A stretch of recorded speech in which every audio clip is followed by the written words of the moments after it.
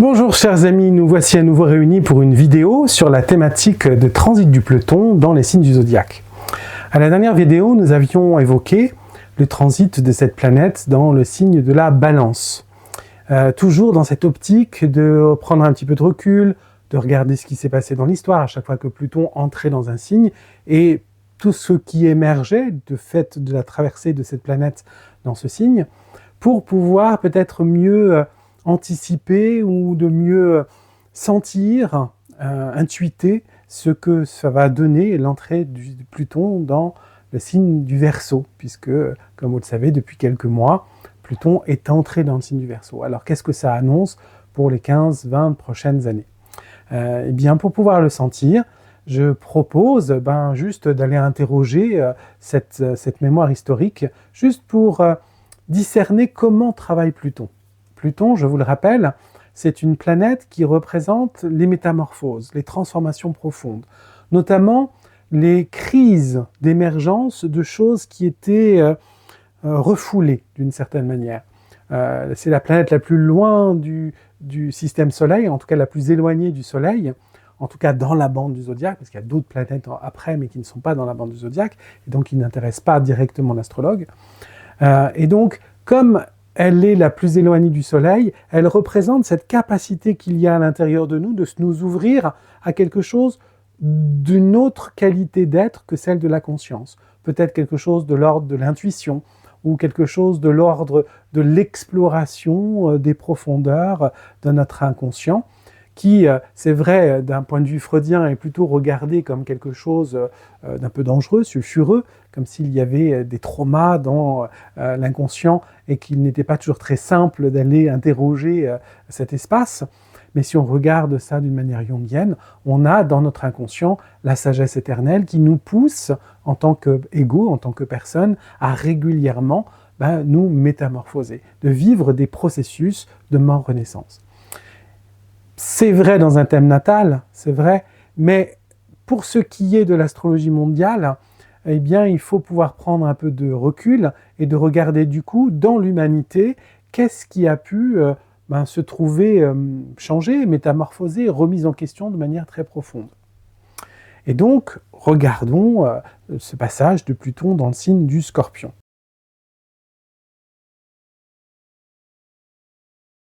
C'est une thématique qui est très différente que celle qu'on a développée avec la vidéo sur la Balance. Pluton est entré dans le signe du Scorpion en 1983 et est resté jusqu'en 1995. Et c'est vrai que c'était une période un petit peu particulière, en tout cas pour les thématiques qui sont associées à Pluton. La première chose qui m'apparaît, c'est qu'après la libération sexuelle qu'a apporté Pluton en Balance, nous l'avons vu ensemble, avec en particulier le mouvement hippie, eh bien, on a tout d'un coup un nouveau spectre ou une nouvelle ombre qui plane sur la sexualité avec l'apparition du sida, l'apparition du scandale, du sang contaminé, puis après ce choc pour toute l'humanité de cette nouvelle maladie, qui est une maladie sexuellement transmissible, dont le pronostic vital était clairement engagé, en tout cas dans cette période-là. Et donc ça a tout changé dans notre manière de nous représenter la sexualité. D'abord, je parlais du scandale du sang contaminé, parce que c'est lié forcément à cette épidémie, mais les raisons pour lesquelles il y a eu ce scandale sont des raisons très scorpions. Vous voyez, la manipulation, le pouvoir argent, c'est quelque chose qui est aussi une thématique très puissante et très présente dans les années 80 et dans le début des années 90, à la fois qui a été mise à jour grâce probablement à ce transit de Pluton en Scorpion, comme la mise à jour du scandale du sang contaminé, mais plein de scandales politiques, c'est-à-dire de tout d'un coup s'apercevoir que dans l'ombre, le pouvoir pouvait vraiment mésuser de leur statut et de leurs prérogatives, et que ça demandait beaucoup d'efforts, beaucoup de travail, beaucoup d'investigation pour pouvoir prouver et pour pouvoir mettre ça à jour, parce que la corruption est assez grande.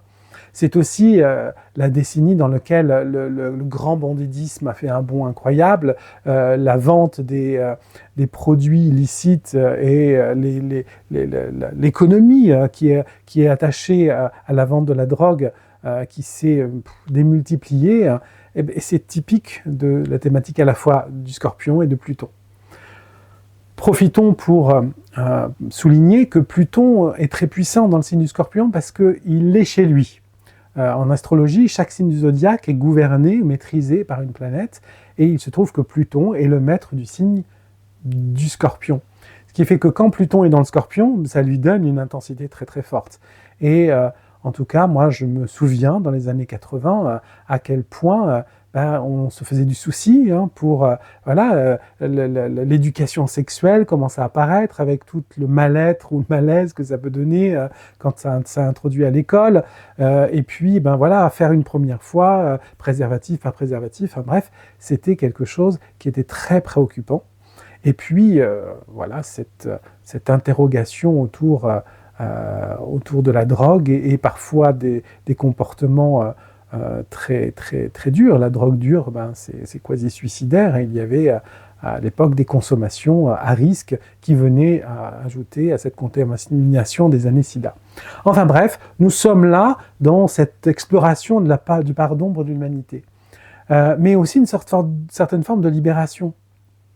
Pourquoi ? Parce qu'on commence à comprendre, notamment que les soldats, quand ils reviennent de guerre et qu'ils vivent des choses monstrueuses, extrêmement traumatiques, vivre des scènes dont ils ne se remettront jamais, eh bien, cette prise de conscience s'est développée et ça fait partie de ce mouvement de Pluton en Scorpion. Scorpion, ça régit forcément l'étude de ce qui est dans l'inconscient, la thérapie, les états modifiés de la conscience. Et dans les années 80, il y a eu une sorte d'engouement et d'incroyable transformation des outils pour aller justement expérimenter des états modifiés de la conscience, de pouvoir aussi mieux accompagner le stress post-traumatique des soldats qui revenaient de guerre. Donc des thérapies nouvelles, il y a eu l'hypnose et puis la respiration holotropique, les travaux de Grof, et puis toute cette psychologie transpersonnelle, un engouement pour l'ésotérisme et pour les choses cachées a été très, très, très présent. Les sciences occultes a été très présent dans les années 80 et dans le début des années 90, et je pense que ça peut être mis en lien avec ce passage de Pluton dans le signe du Scorpion. C'est aussi le moment de la fin de l'apartheid, c'est une manière de comprendre comment les conflits très intenses entre différentes couches de la population viennent de systèmes de valeurs ou de systèmes de croyances qui s'affrontent et qui ont du mal à, comment on pourrait dire ça, à se respecter parce qu'il y a quelque chose de très pulsionnel, de très instinctif.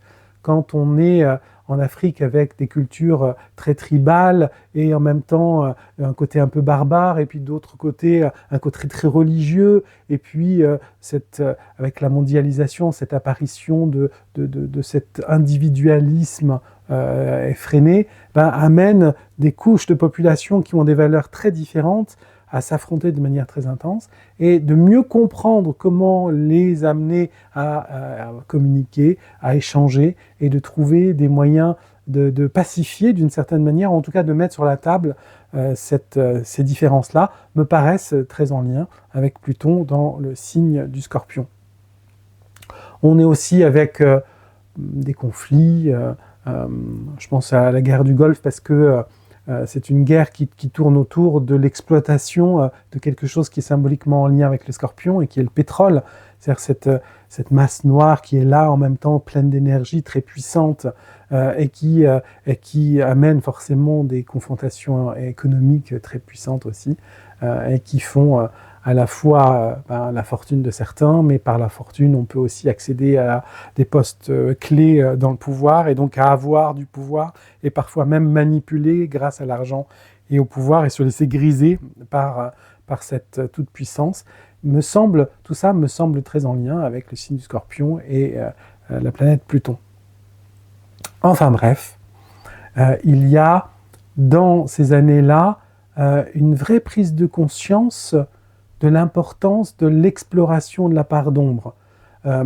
Je fais référence aussi à une sorte de vulgarisation des travaux de Jung et de cette fameuse psychologie transpersonnelle qui amène de plus en plus de gens à se dire que tout ce qui est à l'intérieur est comme ce qui est à l'extérieur, et que s'il y a autant de tensions et de formes sombres, ou en tout cas une part d'ombre qui est là présente dans l'humanité, c'est peut-être qu'on s'épargne d'aller visiter ça, et qu'il est temps d'aller explorer et avoir une sorte de clairvoyance vis-à-vis de nos propres enjeux intérieurs.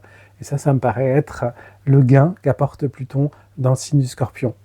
Il n'y a jamais eu autant de thérapeutes de formés que dans ces années-là. Et puis, cette idée que aller voir un psy, c'était être fou et donc pas bienvenu et regardé comme quelque chose de sulfureux, c'est devenu un peu moins vrai pendant les années 80 et début des années 90. Et puis, nous en bénéficions aujourd'hui.